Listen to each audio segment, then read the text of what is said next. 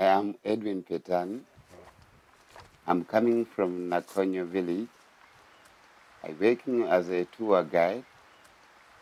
In 1984, Mulanje Mountain was covered with lots of trees along the riverbank. So the scenery was totally beautiful. Now, not like where it was before. Are you worried that the younger generation might not be able to see these trees here? Yeah, I do. We do worry this if they destroyed all away, the young ones, they might never see them. So I love the mountain to be conserving.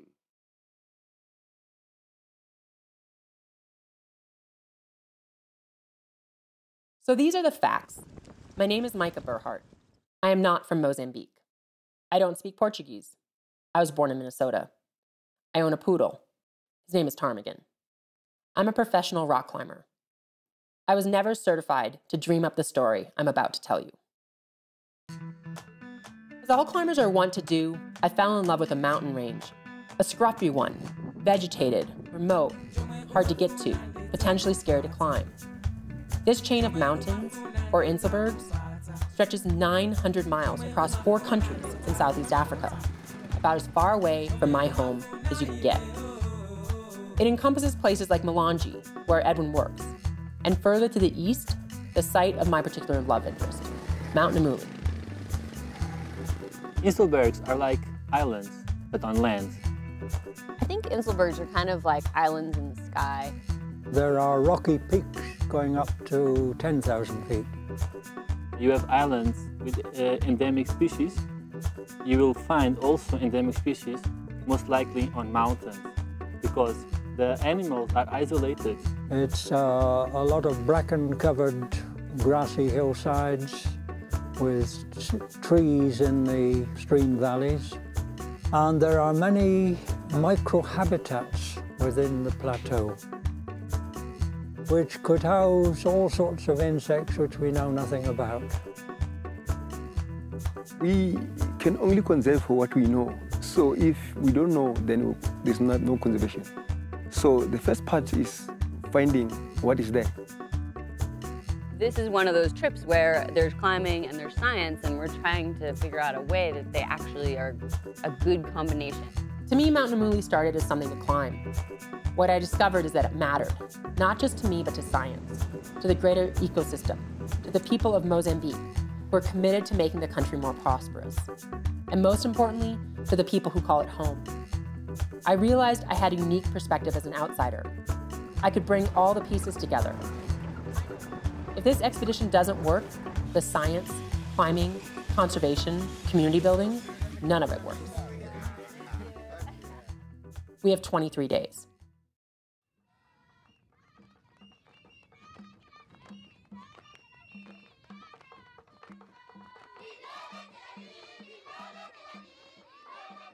There's a lot to do. There's a 2,000-foot cliff to be climbed, and more insects and reptiles than I generally want to think about that need to be identified. But this mountain is more than rocks and critters. Namuli is the ancestral homeland of the Lomwe people. They speak a traditional language, not the Portuguese that dominates the rest of Mozambique. And to the Lomwe, Namuli is the place where humankind began. A local priest shared with me, to return to Namuli means to die, but is also a return to the cradle, where the umbilical cord of the world is found, and thus to be reborn. I care about this mountain, but to the people who live here, Namuli is their past, present, and future. Nothing happens without the Lomwe people.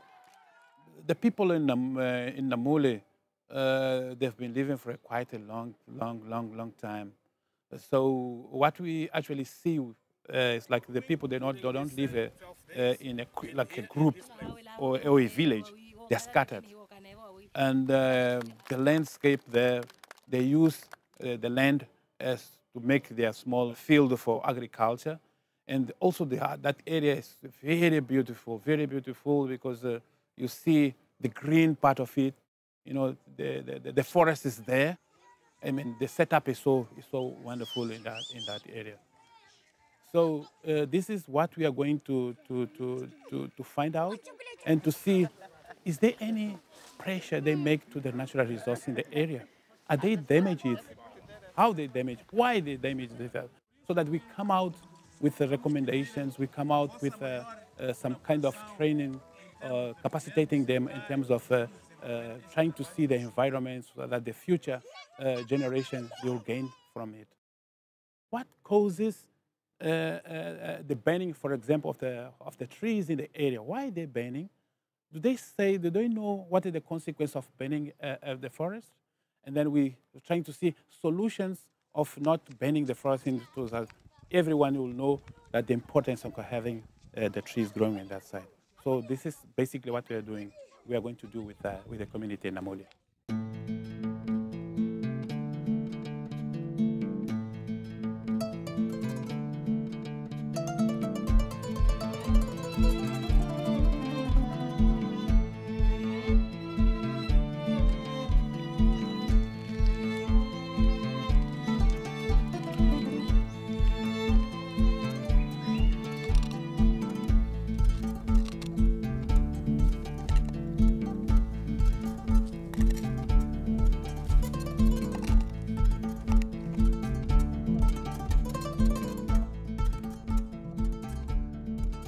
Our science team is staggeringly energetic. They're the people who I wish I learned science from when I was growing up. My name is Flávia Esteves. I'm original from Brazil, but currently I live in California studying ants.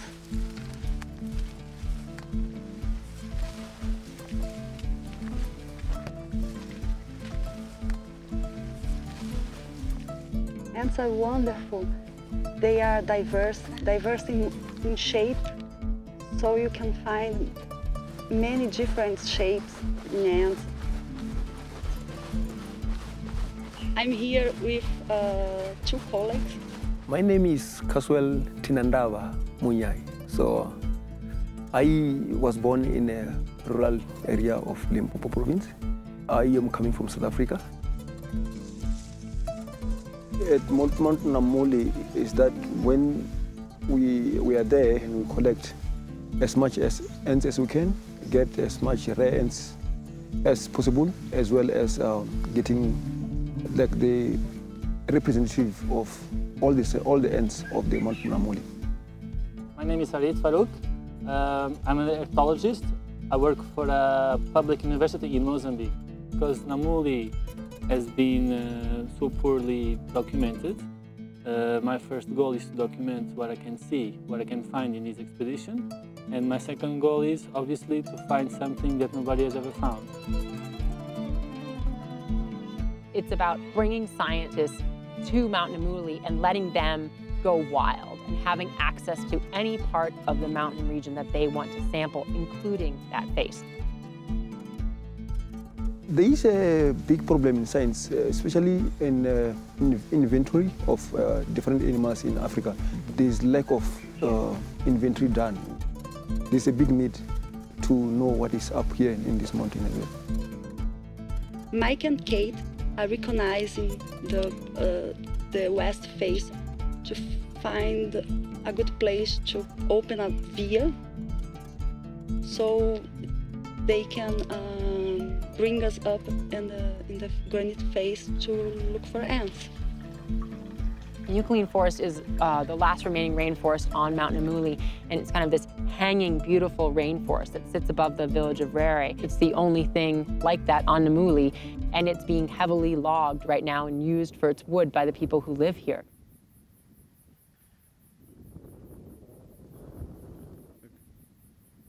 I study ants and did my PhD in entomology in Brazil.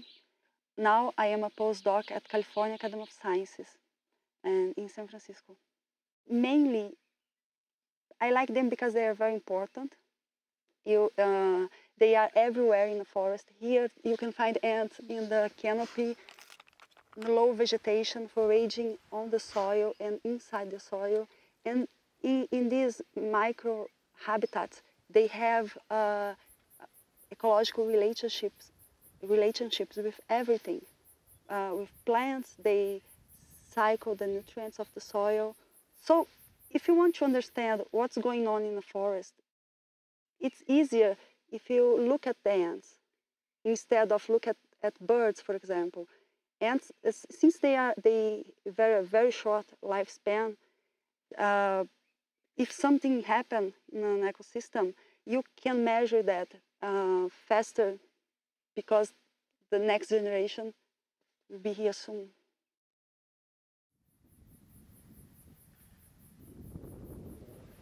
Namuli is a place that's hard to get to. That means that almost nobody came here to document biodiversity. And in Mozambique, there are no herpetologists.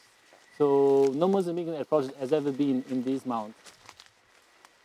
In Mozambique, people don't care for biodiversity. They see animals as food sources. They see animals as income. They see animals as pests. They don't give them their real value. Mozambique is doing little to protect areas like this. For South Africa, the United States, Switzerland, for England, and they come from all those countries because they are worried about our country, about our biodiversity. And as Mozambicans, what are we doing? Not much. So this area without the trees will make the streams dry. If the streams get dry, the water will not get to the bottom of the mount where people live. And this is like a cascade effect. If the streams dry, all the animals surrounding the streams will also die. And some people down in the mountain, they use these animals as food sources. So just by cutting the trees, they will lose the animals, they will lose the water to drink, they will lose all these advantages that people take from nature. And this is the real value of biodiversity. If you don't protect it, people will destroy it, and then they will only feel the effects later, and then when it's too late to save it. This impact that these people are making, it's something that they need to do to survive. So before we start criticizing, we first have to understand their needs. What we are trying to accomplish in this whole project is to come up with a general overview of what Namuli has in terms of biodiversity, in terms of the use of natural resources, so that on the second phase we see what can be done in terms of pulling up, the situation right now at Namuli.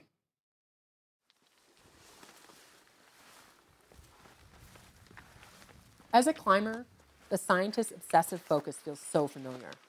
A quick walk in the foothills with Flavia can turn into hours of collecting.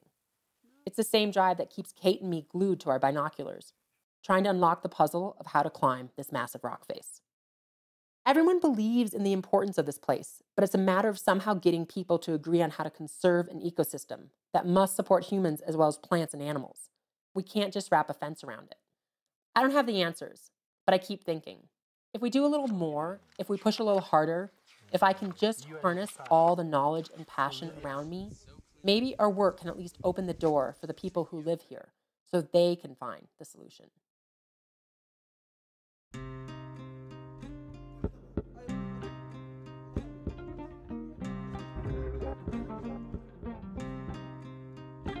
The day has arrived. We've scoped our line, trained the scientists as best we can. It is time to go up Mount Namuli. Kate and I will push the line up the wall and bring the scientists up behind us. You can't go down, you can only go up. Up, stand, glue up. Go ahead, Mike, over. Yeah, the hope is today that we'll find some frogs and ants and snakes and who knows what else up in this pocket forest that's pretty high on Mount Namuli.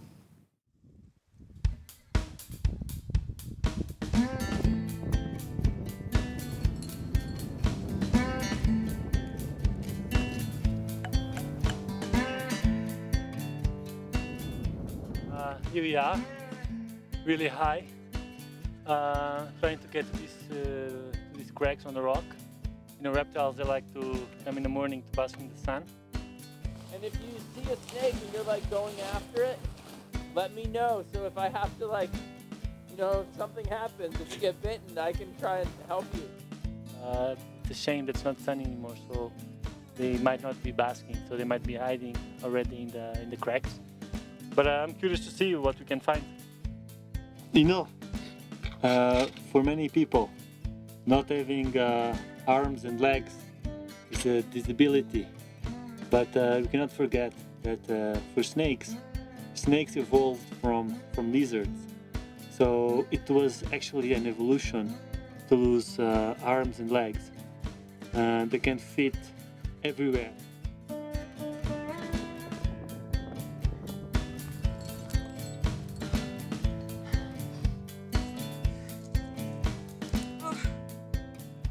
When we were at the bottom, we showed everybody what was going to happen, and then I said, "Who wants to go first?" And Flavia held up both of her Jumars like this and said, "Me, me, me." She was ready to go. So I think we have our ringer climber scientist already, and I think she's probably already at the top of the forest, hopefully having found 17 different types of ants by now, because she's had a head start on it.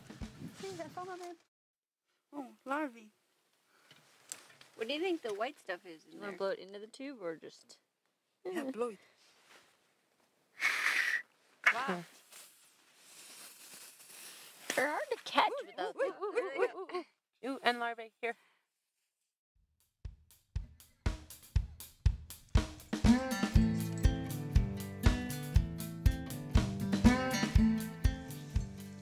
The chimney-like crack systems with all the sedge and moss, all of the pockets of habitat on the cliff face we worked so hard to get to, it was a trove for the scientists. Stop! Really good job, Flavia. I'm super proud of you.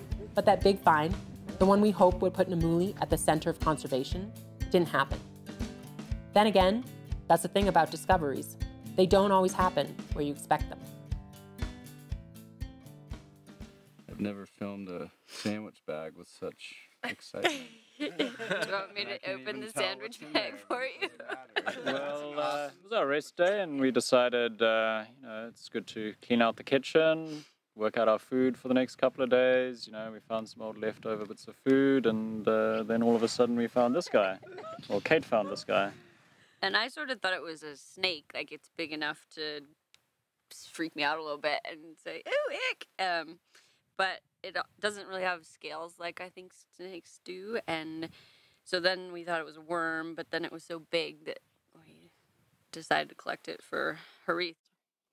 So this is a Sicilian. So this is an order of amphibian called Apuda. Apuda means no legs. This is an amphibian. This is the first record of a Sicilian in central Mozambique.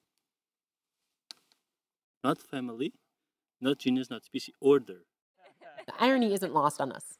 We traveled halfway around the world, certain we'd find a breakthrough discovery high on a mountain, only to find it while cleaning up our cook tent in base camp.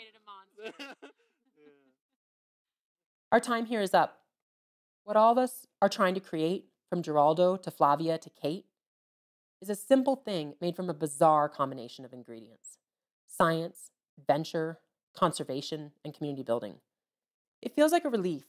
We have found so much, but the Sicilian may be the tiny discovery that galvanizes the scientific community around Namuli. The work is far from done, but it's time to celebrate this small first step.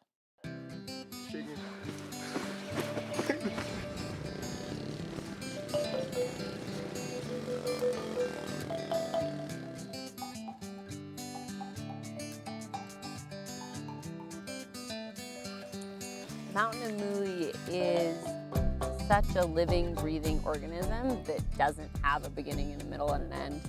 And this project is just a glimpse of how we interact with this place.